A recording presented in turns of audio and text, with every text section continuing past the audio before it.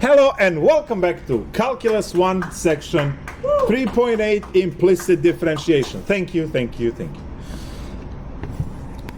So far, we have seen a lot of different shortcuts to find derivatives, from polynomial to exponential to logarithmic, trigonometric functions, then product rule, chain rule, quotient rule.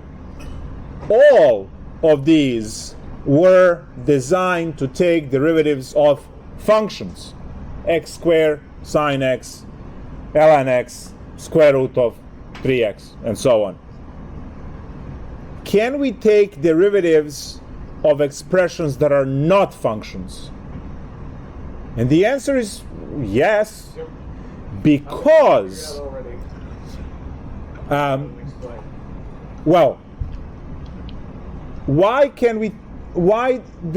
is it necessary to take the derivative of expressions that are not functions? See, if you have y equal x squared, that's a function. It has a graph, which is a parabola. You should be all familiar with this. And then for any point you pick, you can draw tangent line. And you can find the equation of that tangent line. That tangent line will have m tangent. And the m tangent is the derivative computed at the point A, which is the point of interest. Yep. So this is what you know from before. But now, the question is, say you have a curve that is not a function. Something that might look like circle, but we can do more extreme. There we go. Not a function. Does this have a mathematical equation? Oh yeah. You can type in the web browser heart equations math, let's say, and in images, I dropped the T, there we go. And if you click on images, so you type heart equation, heart math, and in images you get all of these pictures that are computer generated hearts through mathematical equations. So you have a mathematical equation, you plug that into Desmos or Mathematica or whatever software, and it will spit out the graph, which is a heart. So there are mathematical equations which you can type. So this particular image over here, let's see, we can use this one, y minus square root of absolute x, everything squared, plus x squared equals to 4. There you go. So I just stole this off of the internet. So if you take this equation and you plug it into Desmos or Mathematica or so, you're going to get a graph of a heart like this. Now, is this a function? No, it's not a function, because it is going to fail a vertical line test, right? We know that if when you have a function, every vertical line you draw cuts through that line exactly once, never more than once. Well, in this case, it cuts through, and in this example, it cuts twice. So I'll write it in blood. Not a function. Right? But even though it's not a function, I can still pick a value, say this value here, and find the tangent line, which means that this curve must have a derivative that we can compute, and when we compute that derivative and plug in the point A, we are going to get M tangent. And the procedure to find the tangent line would be the same as previous problems. So the goal of this section 3.8 is for us to learn how to take derivatives of curves that are not functions. So something that you can write as y equals f of x is a function, because you were able to isolate y and have all of your x's on the right hand side. Something where you cannot separate x's from y's is not going to be a function. And for that particular curve equation that is not a function, we have to use implicit differentiation to find the derivative. Right. So let's say, well, the notation would be f of xy equals to, let's say, 0. Might not be a function. It could, but it doesn't have to. So what are the examples?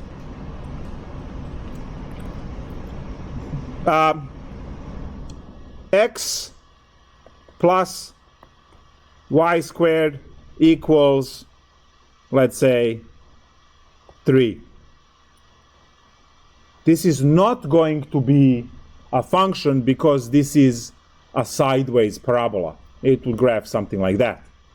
So it's not a function. Is that a comma separating x and y? Yes. You can have, let's say, y sine y plus 4 equals to, let's say, 3x, whatever. You cannot make this into y equals everything else. You can also have xy plus e to the y equals to 6, whatever. So there are many ways in which you can make your expression to be not a function. And if you have those expressions like we have right here, we need to learn a way to take the derivative, because all of these are actually curves in space that would have tangent lines at each point. Well, not at each point. This point here and this point here do not have tangent lines, the spikes, but all other points will. So, what is the method for implicit differentiation? May I offer a suggestion? Please do. I'm looking through the textbook now. Mm-hmm. They have this one example of a circle graph. And they have a possibility. It says that explicitly, when you look at it, it's a vertical line task. But say that the circle is really two different functions, one on top of the other. Okay. I think that's what they're saying here. One would be explicit function y equals root 1 minus x squared. And the explicit function would be the negative version of that. It's in a negative plane. Well, that is actually converting. In some cases you are able to do that, in some cases are not. The question that I had is, how do we take derivatives of these? So in some cases you can split into multiple functions and then deal with each one separately, but in other cases you can't. We want to learn the way to take the derivative for any case that you have, not worrying about whether we can split or not. So some functions you can split, some you can't. This one that I'm looking at right now, you can split this, but then it's still better if we learn one method that fits all of the cases. So that method of implicit differentiation is we take the derivatives term-wise, and every time we differentiate a variable, we follow with the chain rule for that variable, in this case in respect to x. So one more time, we do derivatives term-wise, and whatever variable we are differentiating, we are following with the chain rule for that variable in terms of dx. I think we're going to have to write that down. Well, yes, that's the next thing. So, the derivative of x is 1. Are we all okay with that? We better be at this point, right? Yeah. You had derivatives for a month now, so. I know. Welcome to the Flash, Calculus Flash. So derivative of x is 1. And then this is what I said. Follow with the chain rule of the variable you just dealt with. So that would be dx. We took derivative of x in respect to x. Plus, what is the derivative of y squared? 2y. 2y. And then you are following with dy dx. See, we are taking all of the derivatives in respect to x. So all of the denominators will always be dx. Now, the numerator one changes in respect to which variable you were differentiating.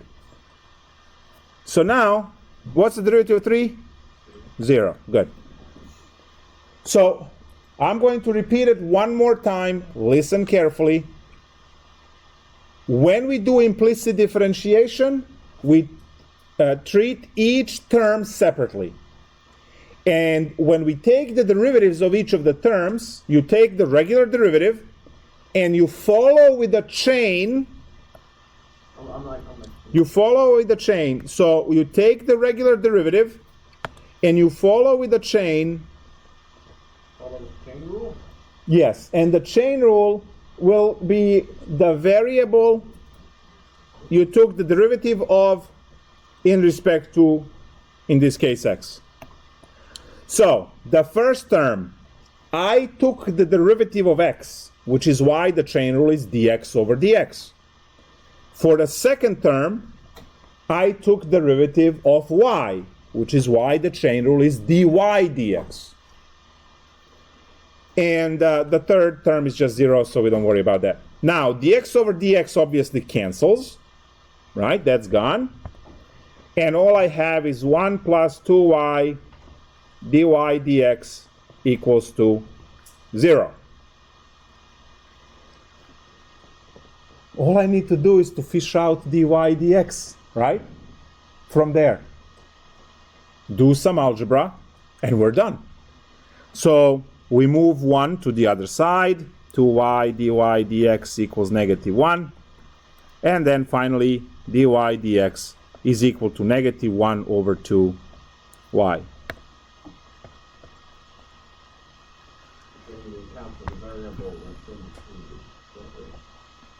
What do you mean?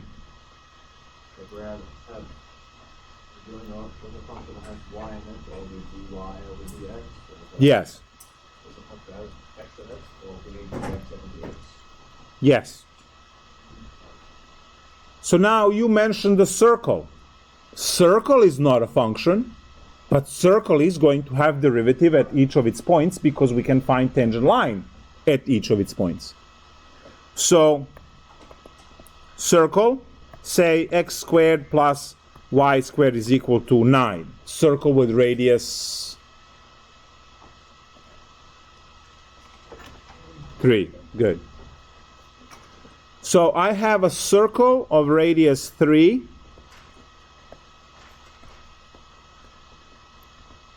and I would like to find the derivative for this thing. Well, we say d dx of x squared plus y squared equals to 9. What's the derivative of x squared? 2x. And the chain that we follow is dx over dx. dx over dx, because we took the derivative of x in respect to x, so both are x's. Which is why you have never seen before chain rule following any of the derivatives. It was always there, we just never mentioned it, because it always cancels when you take derivative of x in respect to x. But now we have to take derivative of y squared. What do we get? 2y dy over dx. And then the derivative of 9 is, of course. So now dx over dx is gone, and our job is to massage this example to get dy dx equals everything else.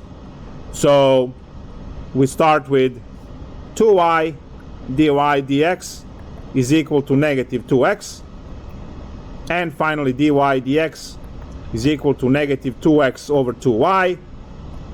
2's are cancelled, and dy dx, the derivative, is negative x over y.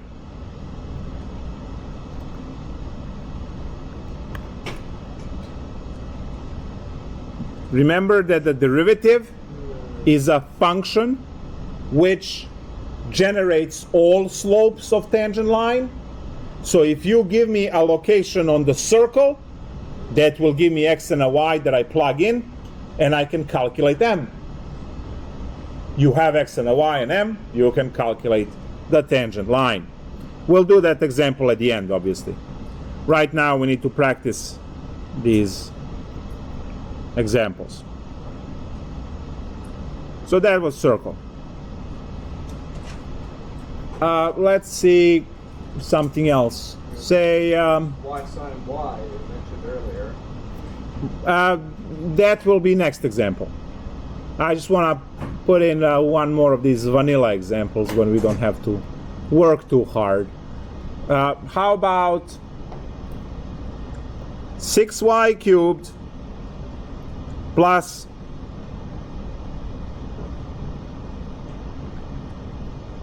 3e to the 2y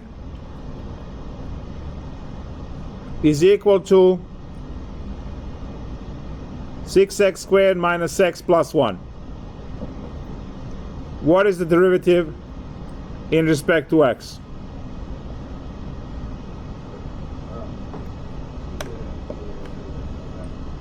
So try that one.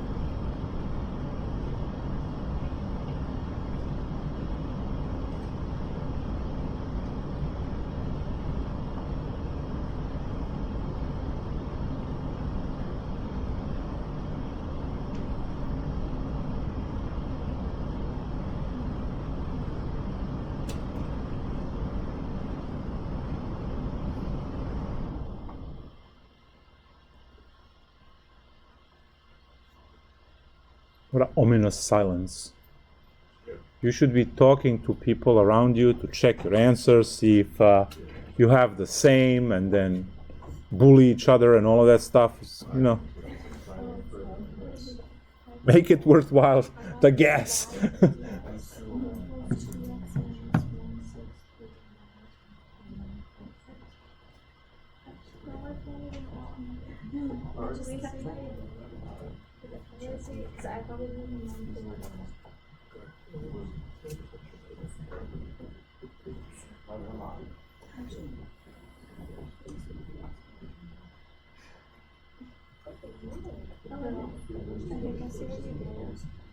What did I do wrong? That confused me. I think you changed it from 12 here to 3. Oh, I didn't figure it out. Or is it a 1? What's a 1? Okay, because I said 3. Oh, no, I just like oh, it's probably 1. Because I stopped. Because I got you wrong. And I just stopped. Oh, okay. I think I tried to make it simplify it. I think I simplified it. Simplify it. Yeah, that one.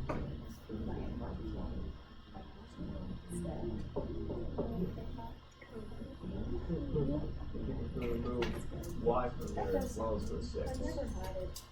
Yeah, my best friend knows that I remember how she has like 3. I don't know what it is, but I feel like the wild duck and like all these different things. Okay, let's take a look since the conversation already reached the duck. I'm not sure if you're talking about food or shoes, but let's wait. Do you make shoes out of duck now? No, no. Okay. I don't know. How would you make shoes out of duck? I don't know. They make food out of frogs. I don't know. Talk to French people, I guess. All right. More Italians. Who make shoes? Italians make shoes. They probably figured out the way by now. Let's talk about the derivatives that everyone in the world enjoys the same way. So, derivative of 6y cubed is 18y squared. Great. Followed by the chain. Are you okay? What's the chain on this one? dy dx. Plus the pain. What's the derivative of 3e to the 2y? 6e to the 2y. Follow with the same chain dy dx. No, the derivative of 2y is just 2. And then 2 times 3 is 6, so there is just 6e to the 2y. And then the derivative of the right-hand side is 12x minus 1, right? Now we know there is a dx over dx, who cares? We can ignore them, right? You guys excited they're going to put dx? If I'm right, I'm so happy. Did you factor dy dx? I did. Nice. So that's the next step to factor dy dx, because we need that equal to everything else. And now finally divide by this parenthesis to get dy dx alone. So 12x minus 1 divided by 18y squared plus 6e to the 2y. Celebrate. All right. There we go. Yeah, I thought that would be the most evasive of 5. Great.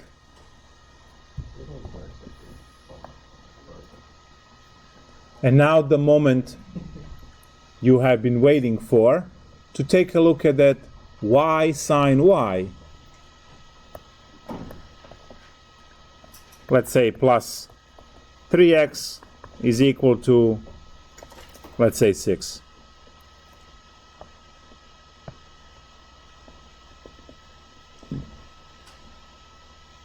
So what is so special or not special about this problem? Trigonometric. Well, trigonometric or not trigonometric, that's still you take the derivative of it. Yeah. Why is this problem different than all previous ones? We had two y's in the previous one. Here's one over here and one over here. Ah, it's in the same term. Okay, so now I say, so what? They are in the same term, yes. And in which way are they connected? Ah, so what do I have to use? Product rule. Nice. So here is the first example that is using product rule within implicit differentiation. Nice.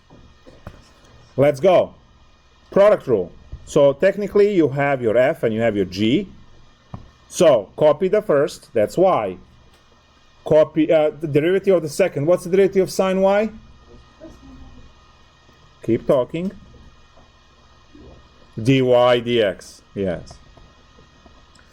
Plus copy the second, which is sine y, times derivative of y is 1 dy dx. Good.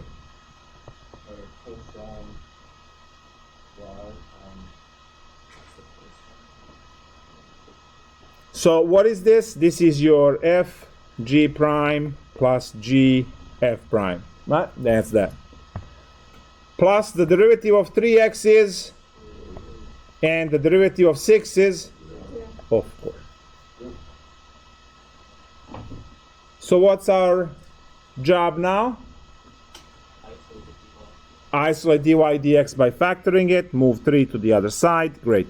So dy dx is equal times y cosine y plus sine y is equal to negative 3. Alright, cosine 1's going to be what? What happened? Well, oh no, so it's going to be cosine y squared. Okay. Cosine y times 12. Yes.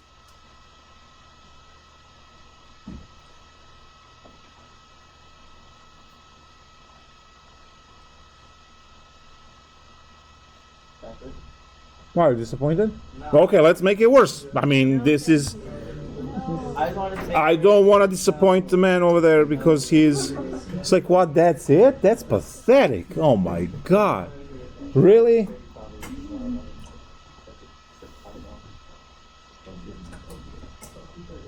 It's too late now. When you gaze upon the abyss also gazes into you. All right? So. You never read Nietzsche? No. Okay. What was it? Nietzsche, the greatest philosopher that ever lived. Ever. Oh, they were afraid. Well, it was his. Anyway, let's go and discuss worse examples by popular demand. Not worse examples, just... All right, so x e to the y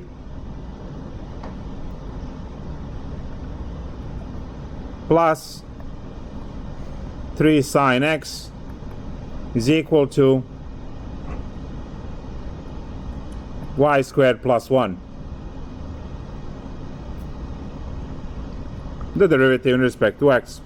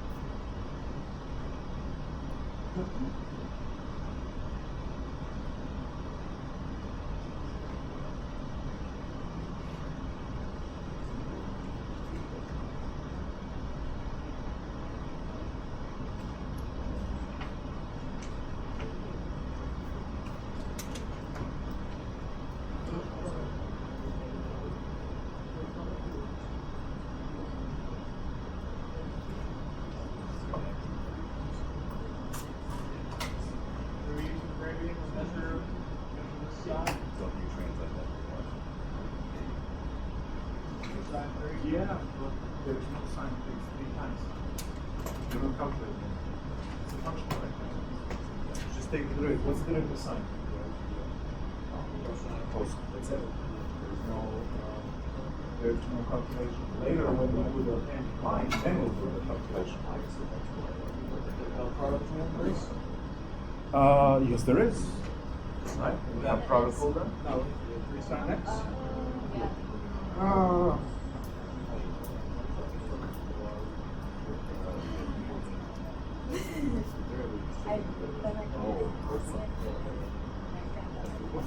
Yes.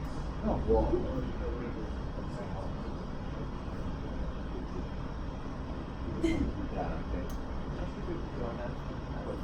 I'm worried about. It's not. Like sometimes it goes like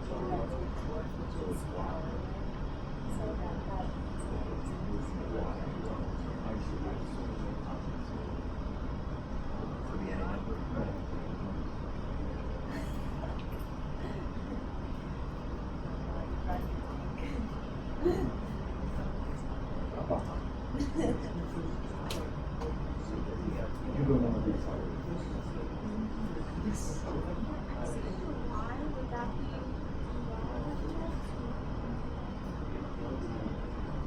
Oh.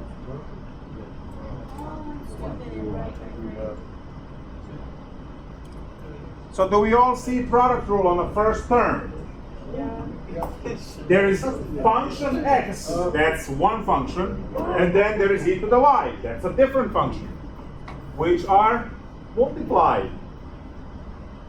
So it's a product rule, and you have to use the product rule formula. Oh, you been trolled by I said it was product rule, he said it wasn't.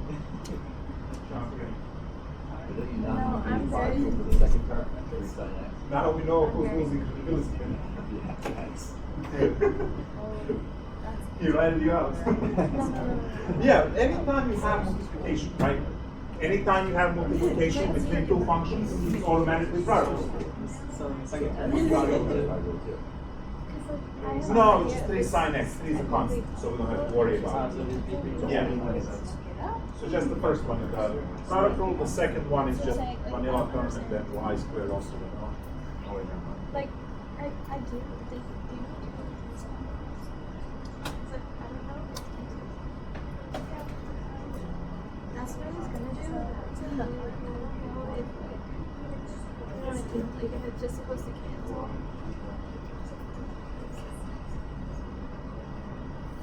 Oh yeah, that's Hi. Why don't I use the sorry. So for this one,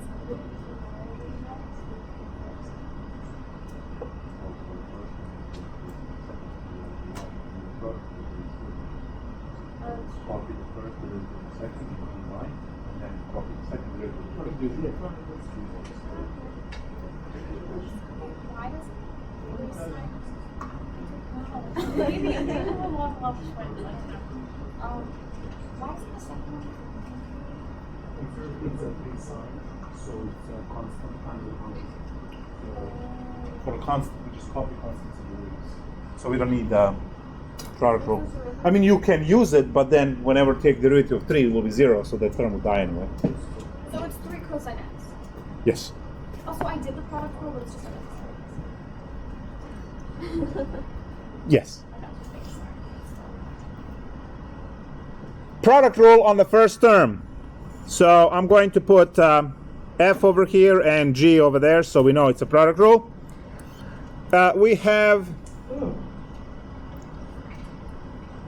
copy the first, derivative of the second we follow with dy dx, plus copy e to the y, derivative of x is 1, and then dx, so plus 3 cosine x dx, so we don't worry about it, equals to 2y dy dx.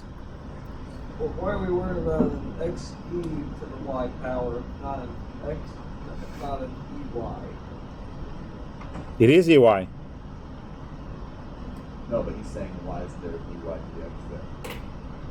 because we took the derivative Oh. of e to the y, which is itself e to the y. Right? The derivative of e to the x is e to the x. The derivative of e to the y is e to the y. But then we had to follow with the chain. So now we have our terms that have dy dx. We are going to keep those on the left. And then all of the terms without dy dx, we're going to ship them on the right. So I have x e to the y dy dx minus 2y dy dx is equal to negative e to the y minus 3 cosine x. So what So does not count because we didn't take the derivative of e to the y. yeah, we did take the derivative of e to the y, and it stays e to the y because it's itself. X e to the y minus 2y when you factor. Oops. On the other side, you can actually factor out the minus if you want to, make it a little bit nicer.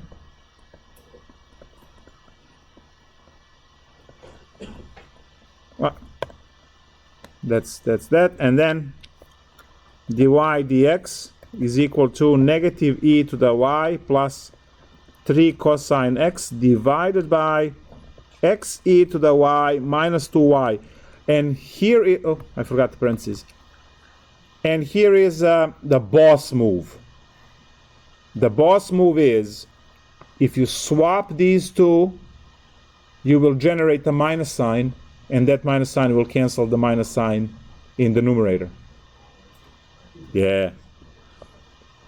So dy dx is equal to e to the y plus 3 cosine x divided by 2y minus x e to the y. So that's the boss move. I'm going to do this blue.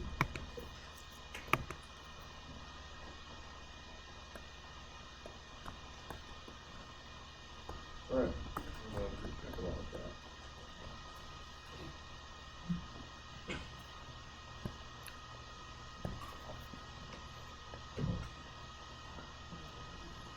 Yes, So why was it that the dy doesn't get the dy over dx?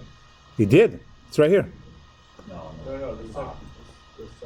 The second one is I differentiated x. You don't differentiate e to the y both times. Once you copy it, once you differentiate it. So in the first we differentiated because this is my f g prime, and then this is copy g. F prime was dx over dx, which we didn't write.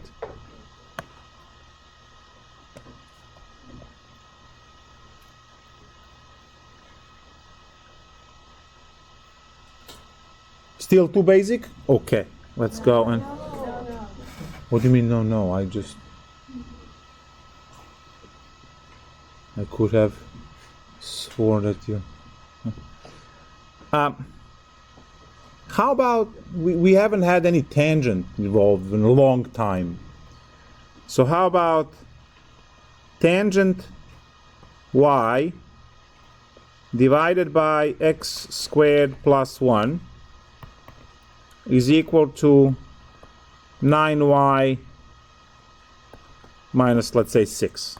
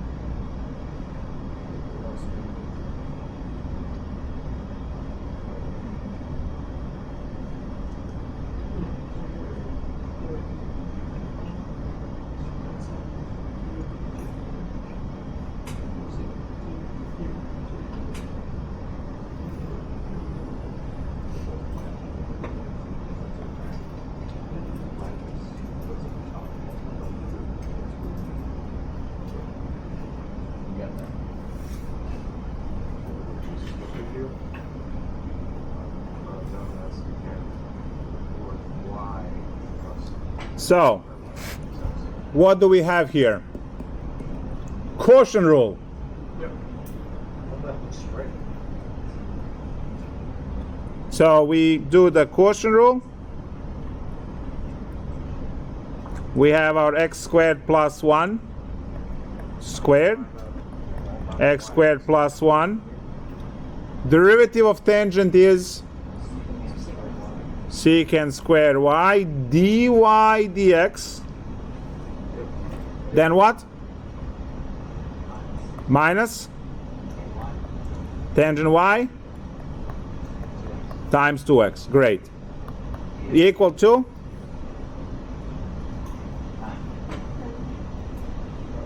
dy dx.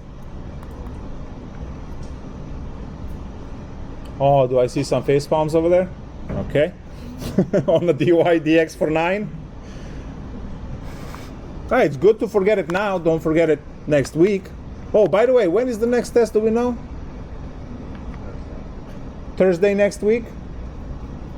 Tentative, okay. Does that work for you guys? We will multiply x squared plus 1 squared to the other side. We have x squared plus 1 secant squared y dy dx minus minus 2x tangent y is equal to 9 x squared plus 1 squared dy dx. Now swap the two terms. X squared plus 1 secant squared y dy dx minus 9 x squared plus 1 squared dy dx is equal to 2x tangent x. Factor out dy dx. Yes, that's what I said. Please pay attention. Tangent y. It's clearly a y. Good. So this is equal now 2x tangent y divided by secant squared, no, x squared plus 1 secant squared y minus 9x squared plus 1 squared. Great.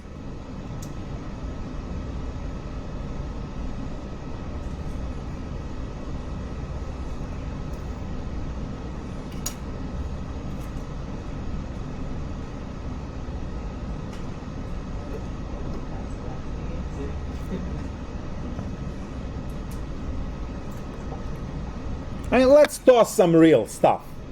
This is all, la la land, the x and the y. How about some serious, physics? Ideal gas law. We all like that formula. Anyone? I remember in advance.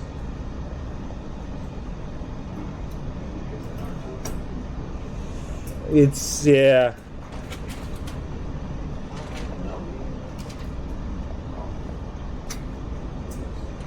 All right. So important features of ideal gas law, welcome to physics by the way, would be pressure,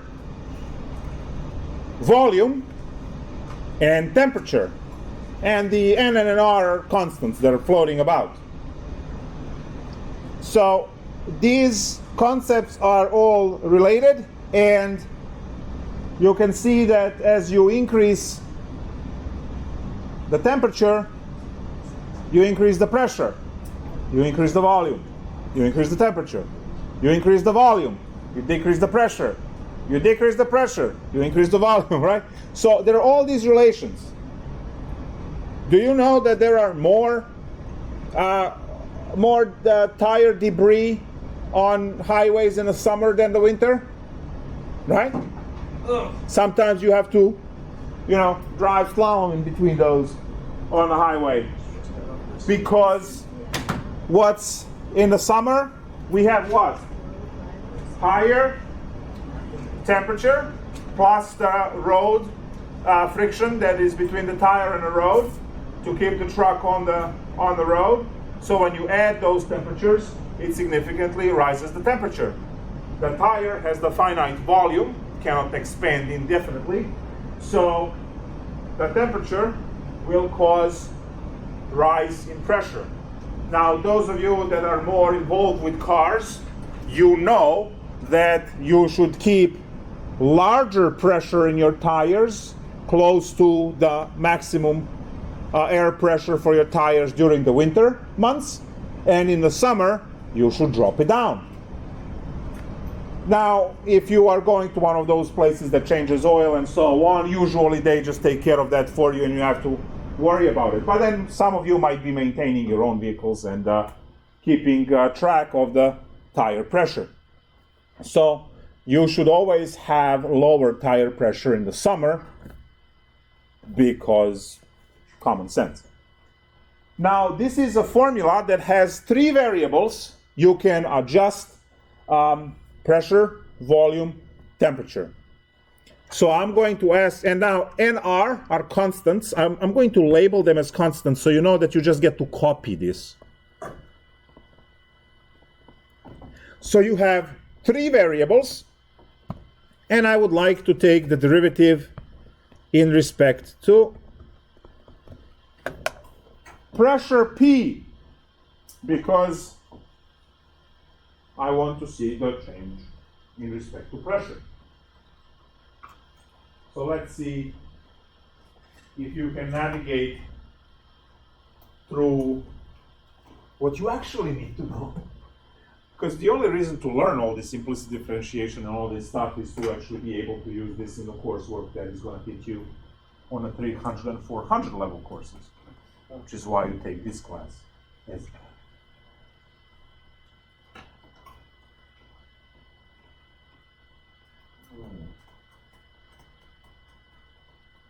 So this is the same as having x, y, and z, let's say, variables, and your rho of x is now p. It's just technically renaming the variables. So try it. I don't understand how to go about this at all. But with all the derivatives we do are based off of these equations. If those are constants, then they're No, you have a p. well, but the two constants Who are that? zero. What? Okay, so The two constants are zero. Do not then Yeah. This is like taking the derivative of 3, 1. NR is 3, and P is 1, 3, 1. What's the derivative of 3, 1? Well, and an R is 0, right? The derivative of 3y is 3. Oh, it's y is like No.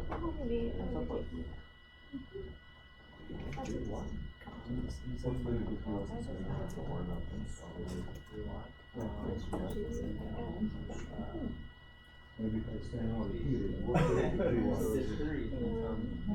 that's what I was doing. No, I'll get this is 1. What is the 3? The derivative of 3 y. I'm looking at this as 1v. Y Or, no, v to the first power. Then we'll make that 1v to the What's the derivative of 3, 1 power is to make it 1. Now he was here. So, does it go to you?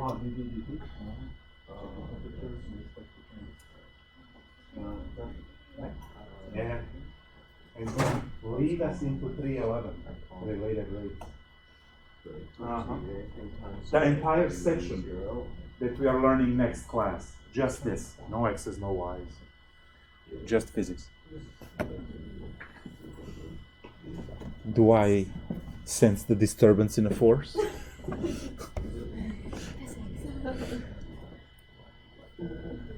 Okay, so I have a formula which contains 3 variables and 2 constants.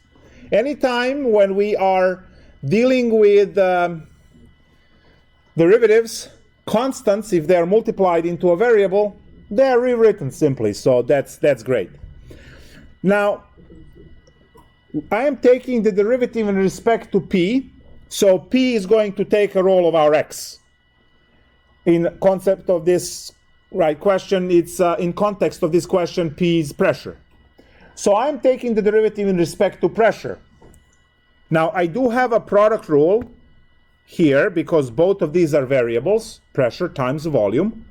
On the other side, only temperature is a variable. I already labeled nr as a constant in coefficient. So I have a product rule between p and v. And guys, you have done this. It's like having an xy. So to take the product rule, you copy the first. You take derivative of the second. Derivative of a v is 1 followed by dv dp, because we took the derivative of volume v in respect to pressure p. So it's 1 dv dp. That's the first half of the product rule. Plus, copy the second, which is v, times the derivative of p is 1 dp dp, because we took the derivative of pressure in respect to pressure, so you can just say times 1. Or you don't have to say anything. Equals to, now nr, that's a constant. We copy that. The whole thing, nrt, you can treat as 3y, let's say. So I'm copying nr, and the derivative of t is 1 followed by dt dp.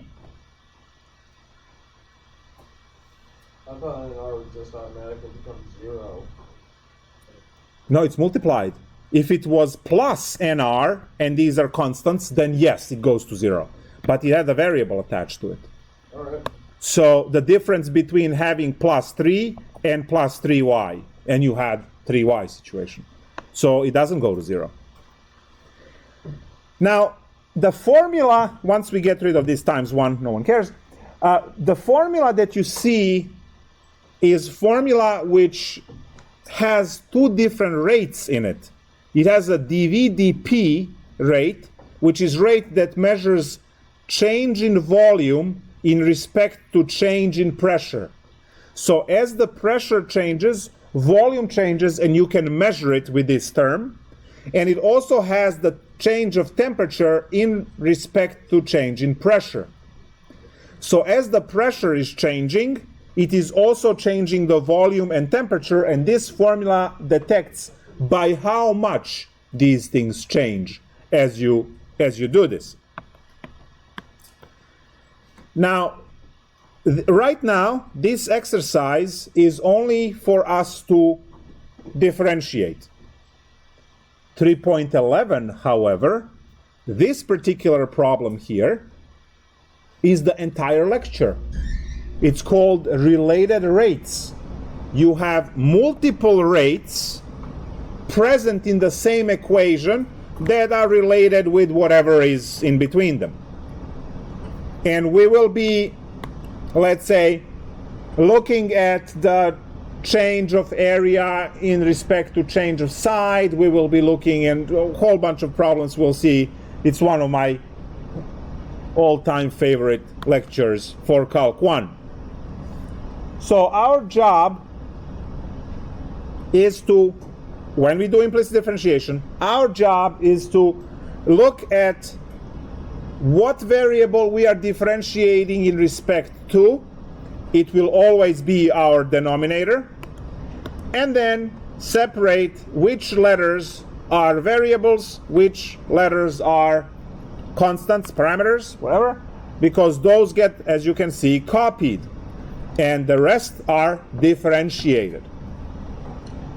Now, if I wanted to solve this equation for any particular rate, I can solve it for dv dp, or I can solve it for dt dp. It's a multivariable equation, so the problem will clearly state we need, let's say, dv dp, in which case you will subtract v, divide everything by p to get dv dp alone.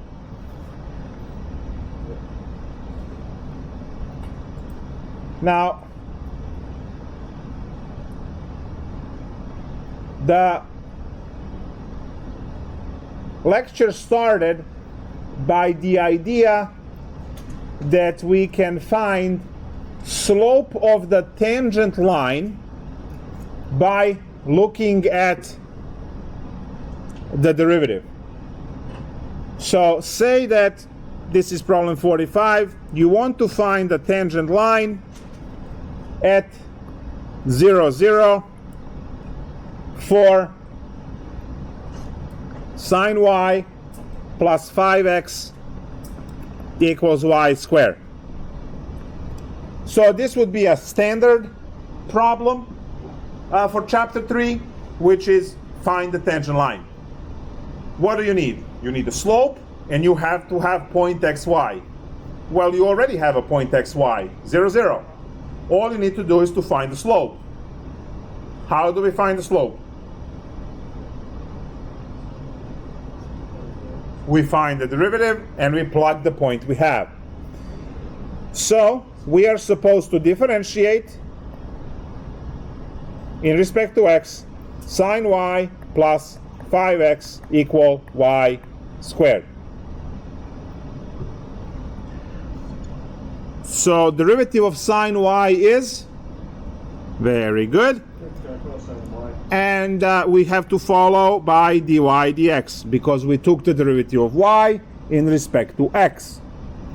What's the derivative of 5x? 5. There is a chain dx dx. We don't care. Skip it. Equals to derivative of y squared is dy dx. Exactly. Huh? 2y dy dx. All right. Now, in our previous examples, we were always concerned with solving for dy dx first, shoveling through all that algebra, and then we would end the problem. The goal now is to compute the slope of the tangent line.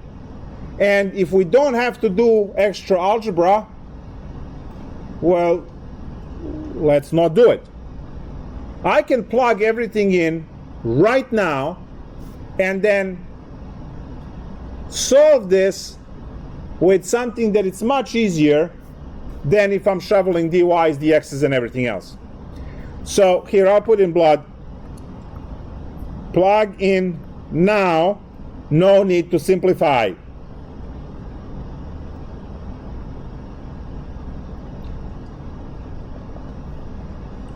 So what am I plugging? Well, I have that x is equal to 0, y is equal to 0, and I also have that dy dx is actually m, what we are looking for. So you plug those in everywhere. You get cosine of 0 times m plus 5 equals to 2 times 0 times m. Cosine of 0 is 1. So we have m plus 5 is equal to, you have 2 times 0 times m, it's just a big fat 0. M equals negative 5.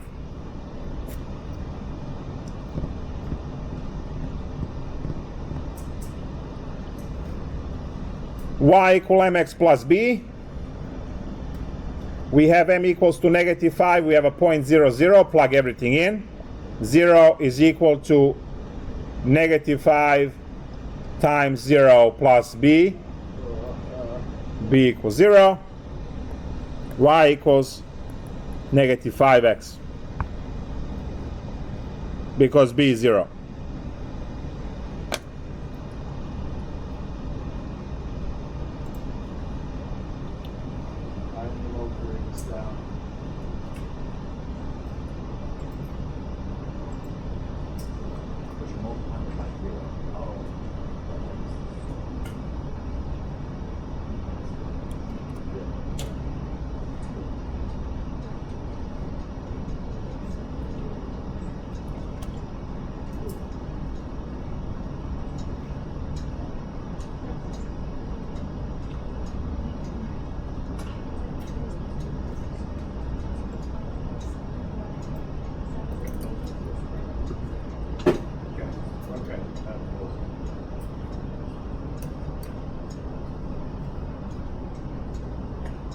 Ta-da! So there it is. You have the red equation, which is the sine equation, and the blue equation, which is the linear line, and you see that they kiss at 0, 0, which is the point where we are looking for the tangent line at. It was to find the tangent line. Oh, I It's read. at TL Sorry. equals, right? So we're looking for the entire line, which is y equals plus b. The slope is only from the derivative, the entire line, so we do the extra step to find b and have So if they said by the slope, the answer would just be slope. -5. -5 you're done, Okay. yes. But since they're looking for tangent line, then it's y equals -5x. So do we all see the red line is our line, and the blue line is the tangent line. You see that they kiss at 0, 0, right? And all of this. So as I said, tangent line is going to be featured on every single exam from this point on. Exam 2, exam 3, final exam. You will see tangent lines in Calculus 2 in upgraded form, and then you will have to deal with tangent lines to the space curves, and then tangent planes in Calc 3. In differential equations, you will have slope fields, which will have infinitely many little tangent lines to create something that is called a slope field. So these tangent lines will not go away for the first 4 calculus courses that you guys most likely will all take. Obviously, all the later math classes will have the concept. So do yourself a favor and make sure you can do the tangent line, even if someone shakes you out of bed at, like, say, 4:15 in the morning, right? You just automatically, it's like, yeah, I got this.